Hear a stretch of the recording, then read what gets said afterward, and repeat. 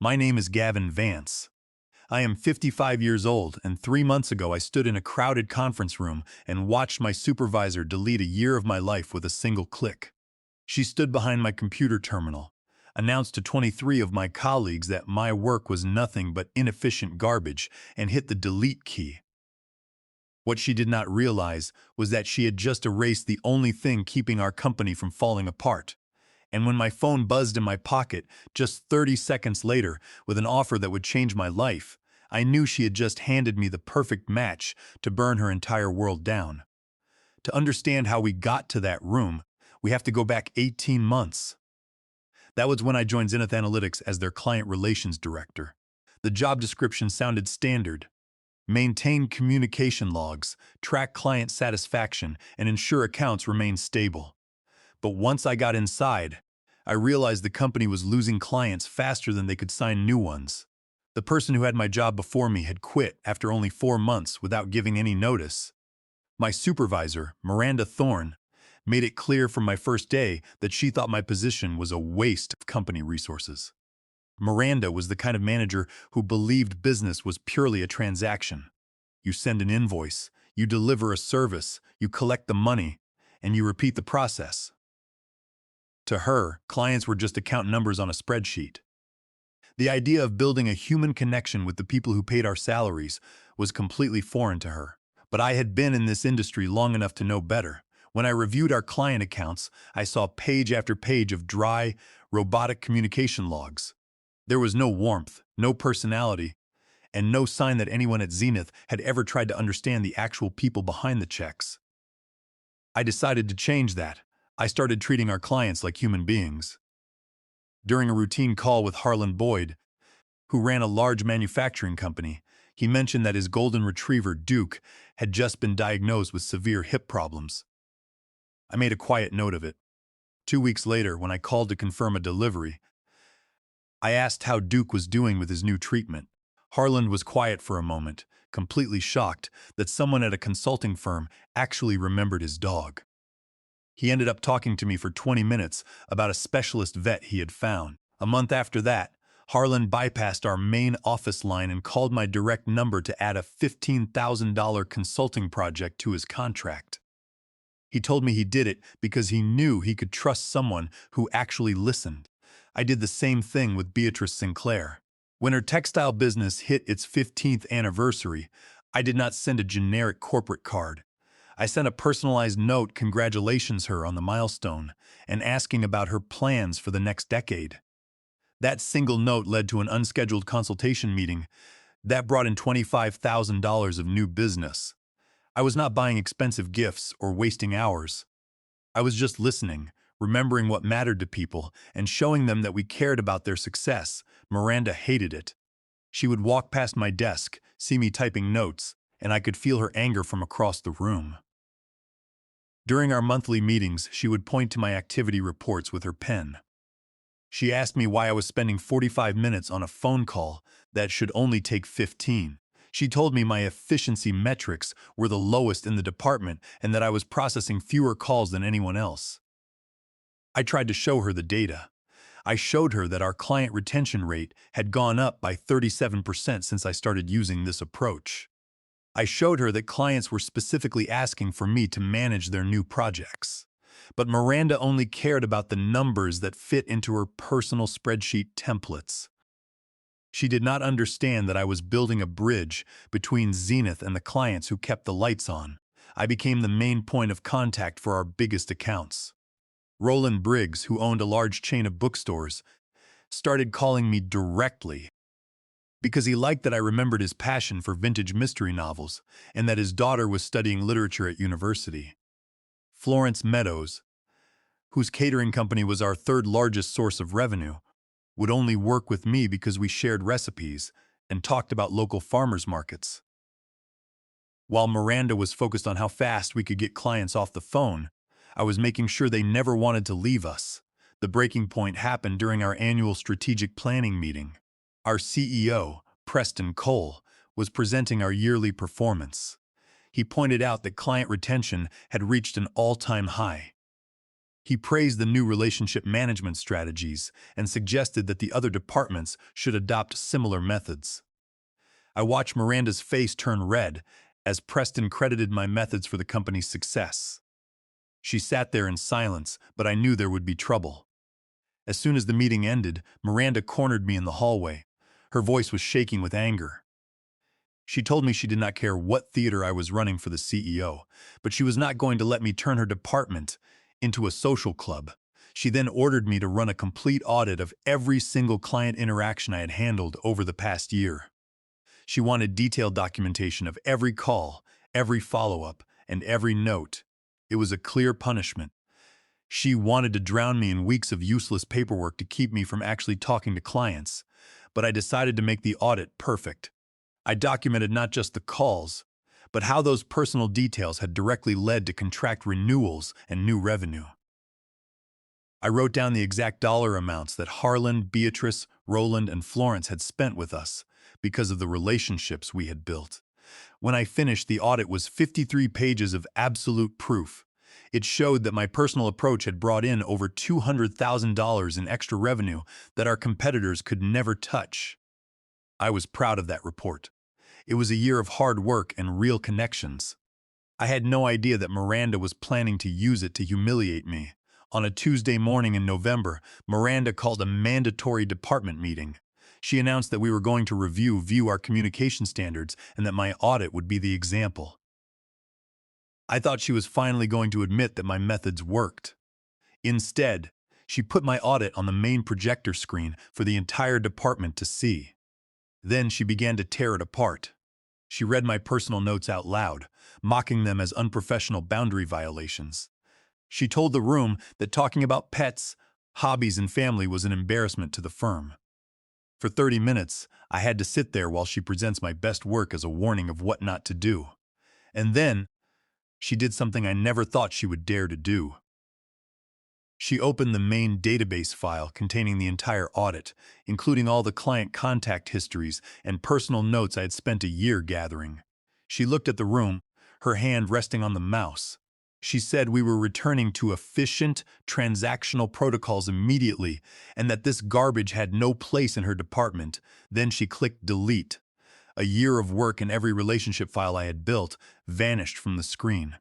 The conference room was completely silent. Nobody moved.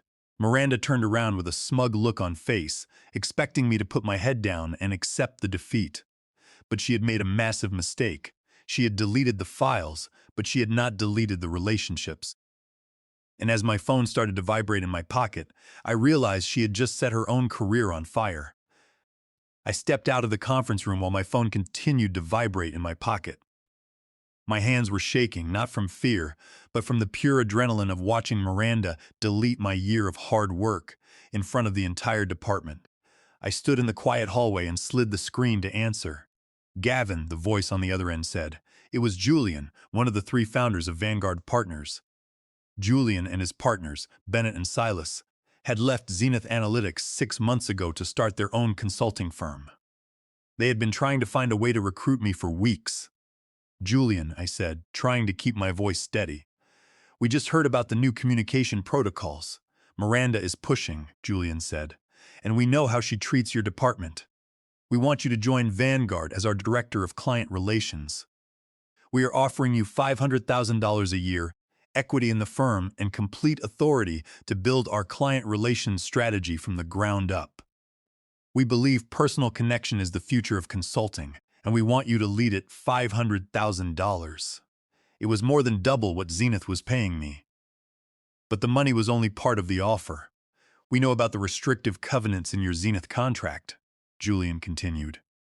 We know they have non-compete and non-solicitation clauses, but we also know that client trust is held in the minds of the clients, not in a company database. If you join us, and if clients decide they prefer to work with someone who actually remembers their names and respects their business, that is their legal right. The choice belongs to them. I understood exactly what he was saying. I smiled for the first time in hours. I will take the job, I said. I will see you tomorrow morning. When I walked back into the conference room, Miranda was still standing by the projector screen, lecturing the team about efficiency metrics. Several of my coworkers looked up at me, their faces full of pity. Miranda paused and glared at me.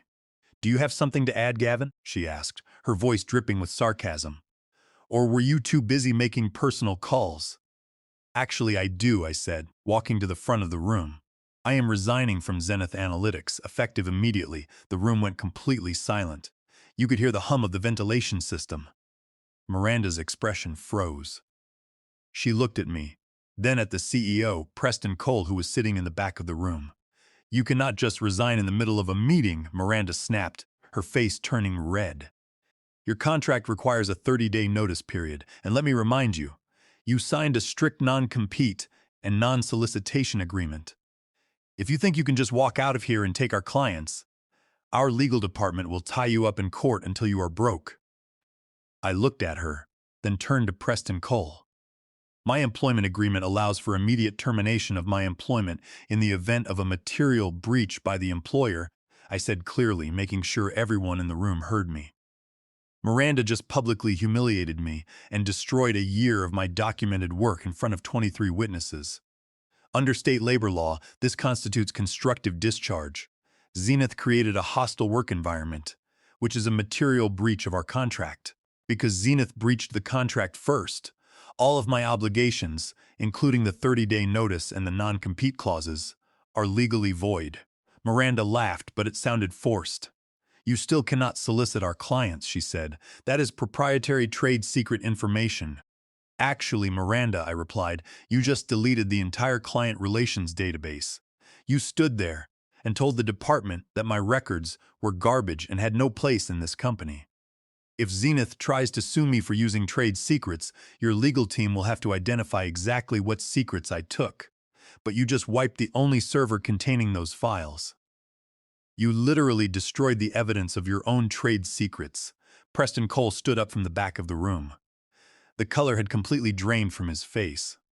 He looked at Miranda, then at the blank projector screen, and finally at me. "Gavin, let us step into my office," Preston said, his voice tense. "We can work this out. There is no need for rash decisions." "There is nothing to work out, Preston," I said. I gathered my laptop and my notebook from the table. "My decision is final. My formal resignation letter will be in your inbox in 10 minutes. As I walked out of the conference room, nobody said a word. I could feel Miranda's eyes burning into my back, but I did not look back. Within an hour, I had signed my exit paperwork, returned my company ID, and walked out of the Zenith Analytics building for the last time. The next morning, I walked into the offices of Vanguard Partners. The space was smaller than Zenith's corporate headquarters, but the energy was completely different. Julian, Bennett, and Silas met me at the door with coffee and introduced me to the team. My new office was ready, and my contract was signed. I had no intention of calling any Zenith clients. I did not need to. I simply updated my LinkedIn profile to show my new title as Senior Partner and Director of Client Relations at Vanguard Partners. I knew that the relationships I had built over the past 18 months were stronger than any corporate database. Now I just had to wait and let Miranda's own philosophy do the rest of the work. It did not take long. The first call came on Thursday morning, just 3 days after I walked out of Zenith. It was Harlan Boyd. "Gavin," Harlan said when I answered. "I saw your update. I wanted to congratulate you on the new role, but I also wanted to ask if you are still going to be handling my account." I told him that I was now at Vanguard Partners, and while I would love to work with him, he was still under contract with Zenith. "I do not care about Zenith," Harlan said. "I care about who is running my projects. I called them yesterday to ask a question, and some assistant told me they did not have any record of our previous discussions. They did not even know that we had planned to expand our manufacturing line next month. If they cannot keep track of my business, I am not staying. How do we move my account to Vanguard?" I told him I would have our onboarding team send over the paperwork. By Friday afternoon, Harlan Boyd had officially moved his $150,000 account to Vanguard Partners, and he was just the beginning. The second call came that same Friday afternoon. Beatrice Sinclair, the owner of the textile company, reached out. She was not happy with Zenith Analytics. "Gavin," she said, "I had a call with Miranda yesterday. She was trying to introduce some new account manager to handle my upcoming projects. The call lasted 5 minutes, and she spent the whole time talking about standardizing our communications and billing cycles. She did not even know that we are opening a new production plant next month. I have worked with consulting firms for 12 years, and you are the first person who ever made me feel like my business actually mattered. If you are offering that same personal attention at Vanguard, I want to move my contract by the end of my first week at Vanguard Partners. 6 major Zenith clients had reached out to us. They were not leaving because I was actively recruiting them. They were leaving because they refused to be treated like transactional numbers on Miranda's spreadsheets. Meanwhile, back at Zenith, the sudden loss of these accounts started a massive wave of panic. I heard from a former colleague that Miranda was working 14-hour days, desperately trying to call our old clients to figure out why they were leaving. When she called Harlan Boyd, he told her directly that he was moving his business because he trusted me, not the company. Instead of trying to fix her approach, Miranda decided to double down on her control. In the middle of my second week, a courier delivered a thick envelope to my new office. It was a formal cease and desist letter from Zenith's corporate legal counsel. The letter was aggressive. It accused me of violating my non-solicitation agreement, breaching my contract, and stealing proprietary trade secrets under the Defend Trade Secrets Act, which is 18 U.S.C. Section 1836. They threatened to file a federal lawsuit and seek an immediate injunction to block me from working at Vanguard or onboarding any former Zenith clients. They demanded that Vanguard immediately stop working with Harlan Boyd, Beatrice Sinclair, and the other 4 clients. Julian, Vanguard's founding partner, walked into my office when he saw the letter on my desk. "Is there going to be a problem?" he asked, looking concerned. I smiled and shook my head. "I have been preparing for this since the moment Miranda clicked delete," I said. "We do not need to hide. We are going to send them a response that will end this before it ever reaches a courtroom." We sat down with Vanguard's legal counsel, and I drafted our reply. We did not write a standard defensive letter. We wrote a legal counteroffensive. First, we cited the doctrine of prior material breach. I explained that my immediate resignation was a constructive discharge caused by Miranda's public harassment and the destruction of my work. Under Delaware corporate law, which governed my employment contract, a prior material breach by the employer voids the entire agreement, including all post-employment restrictive covenants. Zenith had broken the contract first, meaning they had no legal right to enforce the non-solicitation clause. Second, we addressed the trade secrets claim. Under federal law, to claim trade secret protection, a company must prove they took reasonable measures to protect that information. I pointed out that Miranda Thorne, acting as an authorized manager of Zenith, had declared my relationship files to be useless garbage and had intentionally deleted them from the corporate servers. By deleting the database, Zenith had failed to protect its own alleged trade secrets. You cannot sue someone for stealing trade secrets that your own management destroyed and abandoned. Third, we attached the phone logs from Vanguard's office. The logs proved that every single client who moved to Vanguard had initiated contact with us. Vanguard had not sent a single solicitation email or made a single cold call. The clients had simply exercised their legal right to choose their own consulting partners. Finally, I added a warning. Under California Welfare and Institutions Code, Section 1561030, and General Corporate Law, a manager has a fiduciary duty of care to protect company assets. By intentionally deleting a database that documented over $200,000 in active client revenue, Miranda had committed a clear breach of fiduciary duty. If Zenith filed a lawsuit, we would immediately subpoena Zenith's internal server logs, emails, and the 23 witnesses in the room to prove Miranda deleted the files. This would expose Miranda to personal liability for the financial damage and invite a shareholder lawsuit against Zenith's U.S. Board of Directors for failing to supervise her. We sent the letter by certified mail on a Thursday afternoon. By Friday morning, the reaction was immediate. My phone rang at 10 a.m. It was Preston Cole, the CEO of Zenith. "Gavin," Preston said, his voice quiet and completely stripped of the corporate confidence he usually had. "We received your response. We need to talk about how to resolve this." I sat back in my chair, looking out the window of my new office. The leverage had completely shifted. I was no longer the employee being humiliated in a conference room. I was the senior partner at the firm that was holding all the cards. "There is nothing to negotiate, Preston," I said calmly. "Your legal team knows our response is solid. If you file that lawsuit, your server logs will become public record. Your shareholders will find out that your supervisor deleted our client database." Because she was angry that the CEO praised my work, Preston was silent for a long moment. I could hear him sigh. "What do you want, Gavin?" "I want you to drop the legal threats, sign a mutual release agreement, and let the clients decide where they want to spend their money." "I will talk to the board," Preston said, and then he hung up. I knew he had no choice. Suing us would be corporate suicide. Within 48 hours, Zenith's legal team sent over a signed mutual release agreement, dropping all claims of trade secret theft and contract violations. The road was completely clear, and the timing could not have been better because my next call was from Roland Briggs. Roland Briggs, the bookstore owner, was laughing when I answered his call. "Gavin," he said, "I have to tell you about the phone call I had with Miranda Thorne yesterday. She called to ask if there were any service issues that explained why I was moving my account to Vanguard. When I told her that I was following you because I trust you and value our relationship, she actually started arguing with me." "She argued with a client?" I asked, surprised but not shocked. "Yes," Roland said. "She told me that business decisions should be based on service quality and efficiency metrics, not personal chit-chat about books and family. She said I was making an emotional decision instead of a professional one. Can you believe that? She was lecturing me, the client, on how I should run my own business and choose my partners.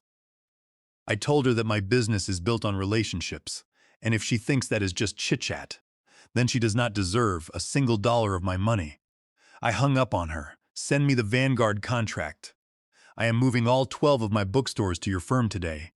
Roland's account was worth $80,000 annually. By telling a client that his values were unprofessional, Miranda had handed us another major account. Later that afternoon, Florence Meadows called. She was the owner of the catering company that represented Zenith's third largest account. "Gavin," she said, her voice filled with frustration, "I just received an automated email from Zenith asking me to fill out a satisfaction survey. They did not even use my name. It was addressed to Dear Client, and it looked like it was sent by a robot. Then I called their office to ask about our upcoming project, and the new coordinator had no idea what I was talking about. They had no records of our previous discussions or our menu planning for the upcoming corporate galas. I cannot work like this. I want to transition to Vanguard immediately. By the end of my first week at Vanguard Partners, 14 former Zenith clients had moved their business to our firm. These were not small accounts. They represented over 60% of Zenith's annual revenue. I did not have to make a single sales pitch. I simply sat at my desk, took their calls, listened to their concerns, and remembered the details of their lives and businesses. I was doing the exact same work that Miranda had deleted, but now I was doing it for a company that valued it. The impact on Zenith Analytics was immediate and devastating. The loss of 60% of their revenue in 30 days created a financial crisis they could not ignore. I heard from my contacts still at Zenith that the atmosphere in their office was toxic. Preston Cole had called an emergency board meeting to address the sudden drop in revenue. The company was facing the prospect of massive layoffs, selling their office building, or finding a competitor to buy them out before they went bankrupt. During the board meeting, Miranda tried to blame the crisis on me. She claimed that I had stolen client lists, poisoned the clients against Zenith before I left, and violated trade secrets. She demanded that the company file a lawsuit against me and Vanguard Partners. But Preston Cole had to present our legal letter to the board. The board's legal counsel reviewed the facts and told Preston that a lawsuit would be a disaster. The server logs proved that Miranda had deleted the client database in front of 23 witnesses. The board's lawyers explained that Miranda's action was a clear breach of fiduciary duty. She had willfully destroyed corporate property that was directly tied to client contracts. If Zenith went to court, those facts would become public. The board realized that a lawsuit would expose their own supervisor's incompetence to the entire industry, making it impossible to sell the company or attract new clients. One of the board members, an investor who had put over $1,000, zeroed into Zenith, was furious. He demanded to know why Miranda was still employed after destroying the very database that held their client relationships. He pointed out that the clients did not leave because of Gavin Vance's solicitation. They left because Zenith had no record of their projects and because Miranda had insulted them when they complained. Miranda's attempts to defend her efficiency metrics were met with silence. The board did not care about how fast calls were processed if those calls resulted in clients canceling their contracts. 2 months after I resigned, the situation at Zenith reached its breaking point. I was in a partner meeting at Vanguard when my assistant knocked on the door. "Gavin," she said, "Preston Cole is on the line. He says it is urgent." I excused myself and walked back to my office. I picked up the phone. "Preston," I said. "Gavin, thank you for taking my call," Preston said. His voice sounded exhausted. "I am calling to discuss a potential business opportunity. Zenith is undergoing a strategic restructuring. We are looking to sell our remaining client accounts and possibly merge our operations. I want to know if Vanguard Partners would be interested in acquiring our remaining assets." The company that had called my work inefficient garbage was now asking my new firm to buy what was left of their business. "And there is one more thing," Preston added, hesitating. "We are looking to replace the leadership in our client relations division. The board is prepared to offer you the position of Director of Client Relations for the combined firm. We will pay you $600,000 a year, with complete authority over the department and a direct seat on the board. We want you to bring your relationship strategy back to our accounts." The irony was perfect. 2 months after watching my supervisor delete my work and tell me my methods were worthless, the CEO was offering me a massive raise to return and do the exact same job. But I already knew my answer. "I appreciate the offer, Preston," I said, leaning back in my leather chair, "but I have to decline. I have no interest in returning to Zenith." Preston sighed. "Gavin, we are offering you a seat on the board and $600,000. Vanguard cannot match that." "Vanguard does not have to match the salary to keep me," I replied. "The difference between Vanguard and Zenith is simple. Vanguard understood the value of client relationships from my first day here. They did not need to lose 60% of their revenue and face bankruptcy to realize that clients are human beings. I would rather build a business with people who share my values than rescue a company that only values me because they are drowning." I hung up the phone. It was the most satisfying conversation of my career. Vanguard Partners chose not to acquire Zenith's remaining accounts. We did not need to. We were already onboarding new clients every week through referrals from our existing accounts. Harlan Boyd, Beatrice Sinclair, Roland Briggs, and Florence Meadows were constantly recommending our services to their own professional networks. Zenith Analytics was forced to merge with a mid-market competitor just 3 months later. The merger was essentially a fire sale. They sold their corporate office space and laid off 40% of their staff. Miranda Thorne was not retained by the new management. In fact, her termination was handled with the same lack of warmth she had shown to her clients. Because the board investigation had documented her deletion of the relationship database as a direct cause of the revenue loss, she was fired for cause. This meant she received zero severance pay and her company's stock options were canceled. A few weeks after the merger, I saw a LinkedIn update from a mutual contact. Miranda had posted a lengthy article about the importance of standardizing processes in consulting. But the comments were empty, and her profile had been updated to show she was open to work. I later learned from an industry colleague that Miranda was having severe difficulty finding another management role. During interview reference checks, recruiters would call Preston Cole or the board members. The feedback was always the same. She was a manager whose personal decisions had triggered the largest client retention crisis in the history of the firm, in a service industry where client relationships are everything. That reputation was a career killer. I did not feel happy about her struggles. I simply felt vindicated. The business philosophy she had mocked as useless chit-chat was the very thing that had built my career and destroyed hers. Today, 2 years after watching my database get deleted, Vanguard Partners is one of the fastest-growing consulting firms in the region. We have expanded our office twice, and our client satisfaction scores are the highest in our industry. My equity in the firm is worth more than the $600 Zuzan salary Preston Cole had offered me. Every day I walk into an office where people talk about clients as partners, not transactional metrics. We know the names of their children, we know their favorite books, we know when their dogs are sick, and we know their business goals. Listen because we care, and we succeed because our clients know they can trust us. The best revenge in business is never an elaborate plot or a public shouting match. The best revenge is simply letting your enemies face the natural consequences of their own bad decisions. Miranda thought she was destroying my work when she clicked delete. In reality, she was just deleting the only buffer that stood between her career and her own incompetence. Sometimes, all you have to do is step aside. Let the match burn down and build something beautiful somewhere else. If you have ever had a manager undervalue your contributions or try to take credit for your work, I would love to read your story in the comments. Hearing how others handle these challenges is the best reminder that our value is determined by the results we deliver, not by the metrics of insecure bosses. And if you enjoyed hearing how Miranda Thorne deleted her own career, please hit the like button and subscribe for more stories of workplace revenge that works itself out.